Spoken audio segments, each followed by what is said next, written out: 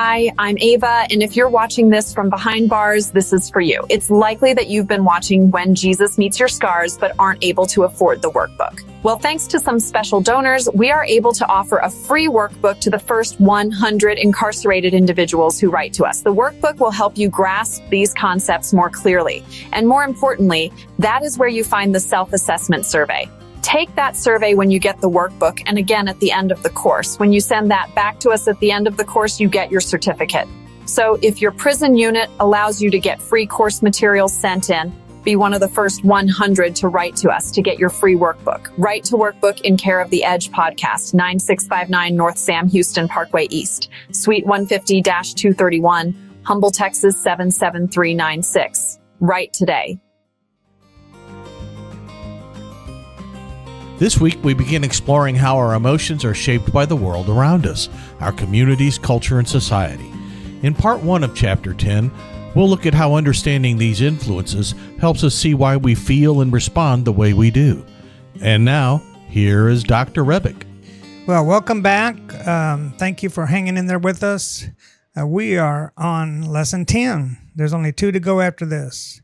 Just a reminder on the books, we still have books available, so don't think they've already all been given away. Write to us today while they're still available, and we will get one to you. All right, we're looking at the family process in society, and that's what I call the ripple effect. And basically, that's kind of a kind way to put it. It's actually the mother of ripple effects. We're on the mother of slippery slopes. Things are sliding down fast and all in the wrong direction. Think about things like manners, common sense, which isn't so common anymore. Basic respect. These are almost hard to find lately. So think back on the 1960s. Teacher complaints, chewing gum, talking in class, missing the wastebasket, slouching. What about today's teacher complaints? Sexting, rape, weapons, drugs, teacher assault. What about in the next 5 years, next 10, or next 25? Society is obsessed with all things skin deep, obsessed with surface beauty, surface perfection. You measure up and you put on a perfect front, and you're cool, you're loved, you are in. But if you're flawed, if your issues are showing, not cool, not loved, and you are rejected, you are out. We basically have a throwaway culture where nothing is sacred. We don't take care of or repair anything. And that goes from furniture to cars to electronics, even to friends and spouses. Things go wrong, well, you just dump it and get a new one. So even for an optimist like myself, the downward trends seem to be irreversible.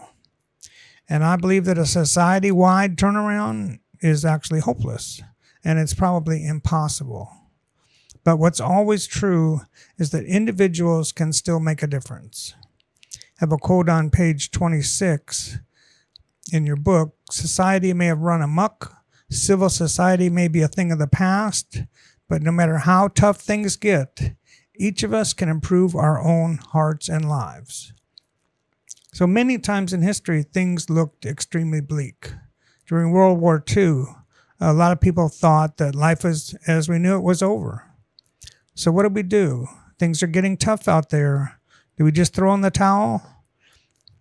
The thing is that life works both ways. Our community affects us, and we affect our community.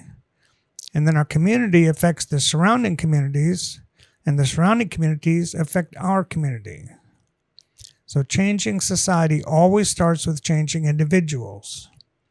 I met the actor Stephen Baldwin once, and he was telling me how he got sober, and then his wife got sober, and then some of his friends started getting on the wagon too. And then who knows where it went from there, in the heart of Hollywood. So you, as the old saying goes, may be the only Bible some folks read. On page 127 in your book, I have a quote from Dr. Kerr. The symptoms of societal regression, which is a regressive pattern, include growth of crime and violence, an increasing divorce rate, a more litigious attitude, that means people suing each other more easily, a greater polarization between racial groups, less principled decision-making by leaders, the drug abuse epidemic, an increase in bankruptcy, and a focus on rights over responsibilities. Have you looked around lately? Noticed any of these lately? So family and societal regression are basically undeniable, and I think they're also irretrievable.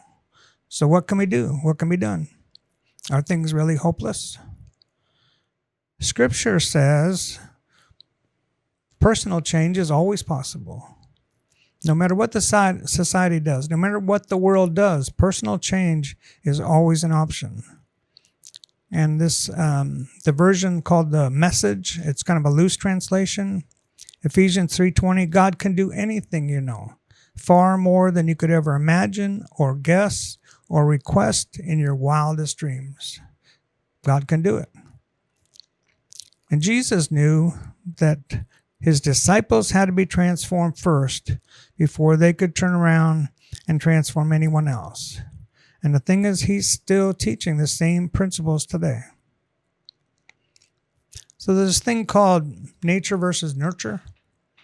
So nature, what we're born with, how tall we're going to be, color of our hair, our eyes, these are part of our DNA. We don't have any control. Nurture is what we do with our current life, and we have some control over that. We can control our response to our family nurturing or lack of. We can control how much nurture, what kind of nurture we provide to other people. And also part of nature, society, and culture where we grew up. We had no control over that. But the nurture part is how we conduct our life in that society, in that culture that was given to us. We have some control there.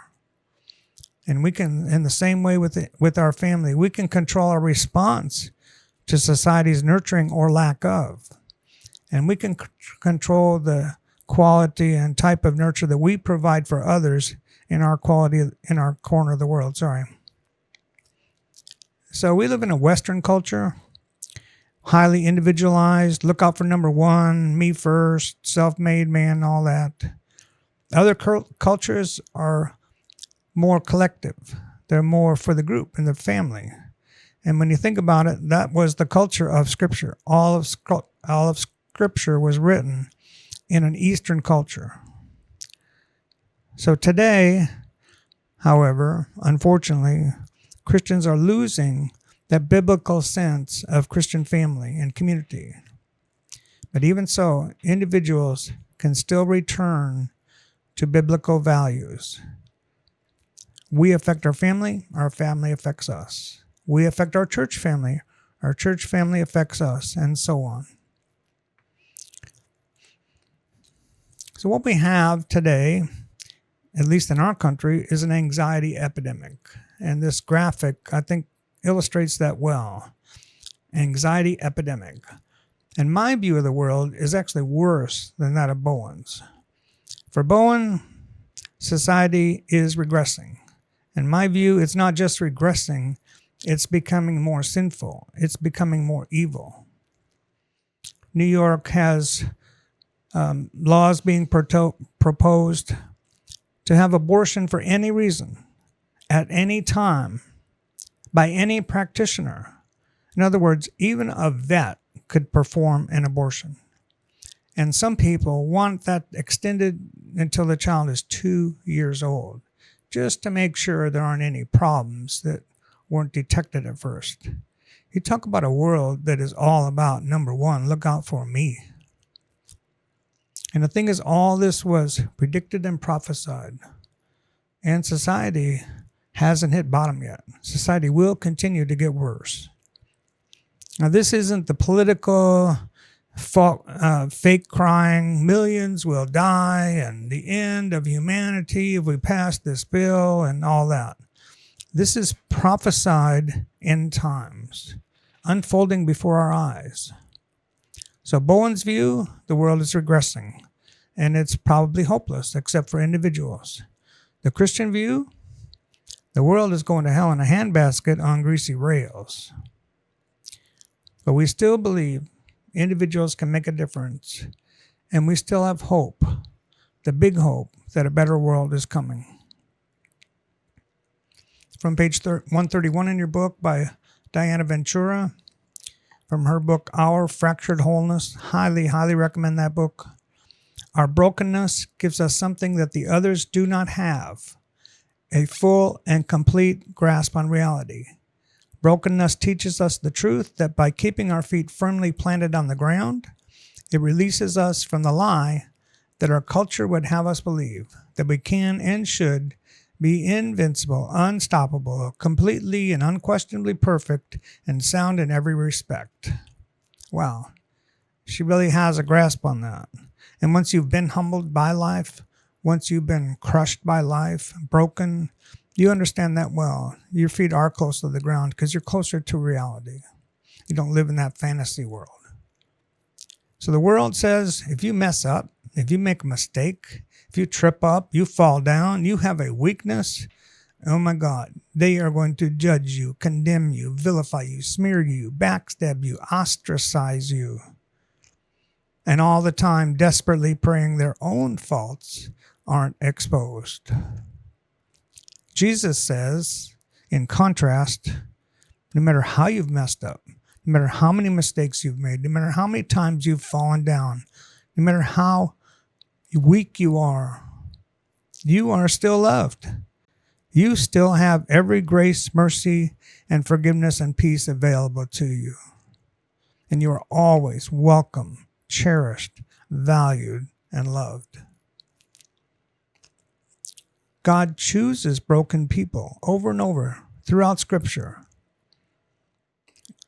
And I think that the prophesied end times revival could actually start in prisons. A little bit more from Diana Ventura. When our brokenness exposes the truth that we are not invincible, we are free to embrace the truth of our weakness, failings, and shortcomings. We no longer have to believe society's lie that in order to be worthy of love, we must have perfect bodies and minds and never show any flaws or admit to any limitations. God forbid you admit that you're actually imperfect. That would just never do. So Ventura is spot on. She has a perfect balance. She gets it with emotional scars. She grew up with cerebral palsy, being laughed at by other kids, not being able to join them while they played, and on through her whole life, all the way to Harvard University, where she's now a researcher and professor. She wasn't a systems person per se, but she was emotionally mature, and she was stable and naturally differentiated. And I think some people are. Page 132 is another quote. Once the scarred among us, like myself, experience the joy of heaven and God's love, we tend to value the light even more because we've seen so much darkness. Every concept of Bowen, every concept of systems has an uncanny, intrinsic, in other words, inherent, built-in parallel with Scripture.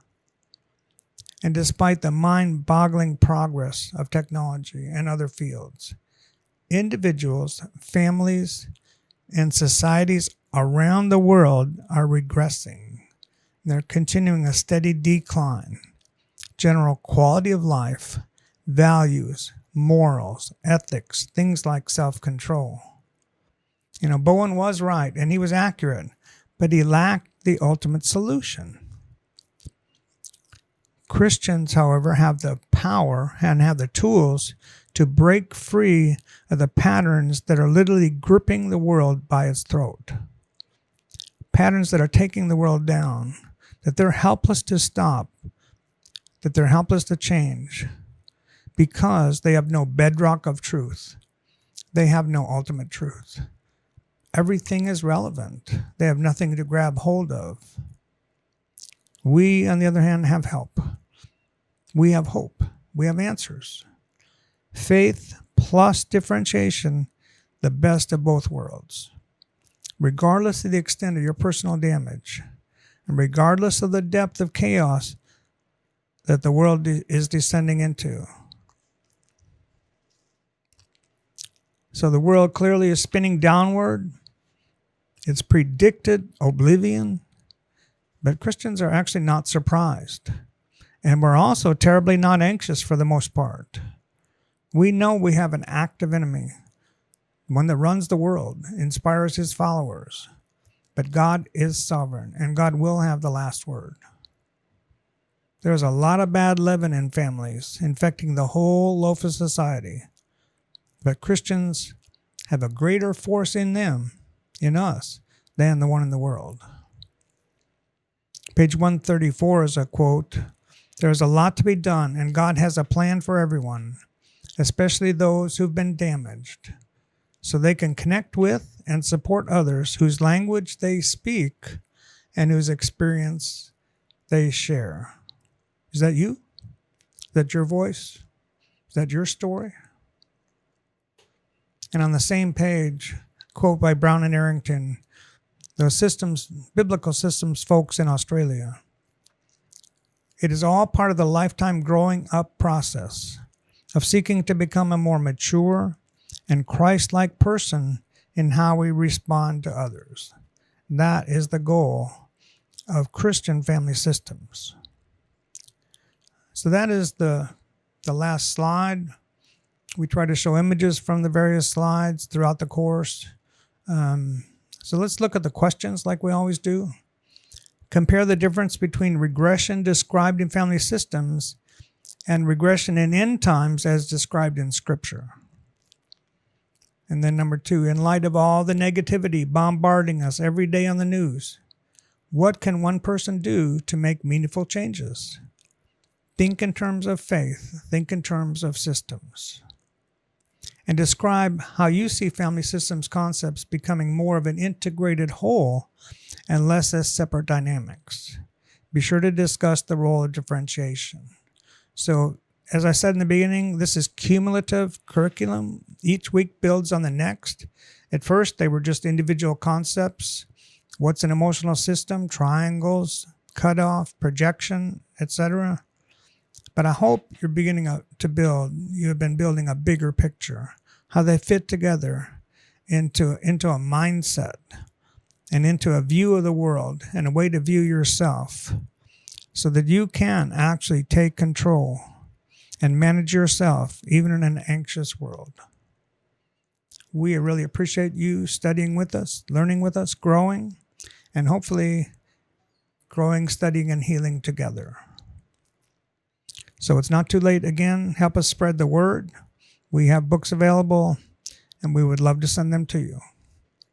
So next week, the supernatural, and that's going to be a big week.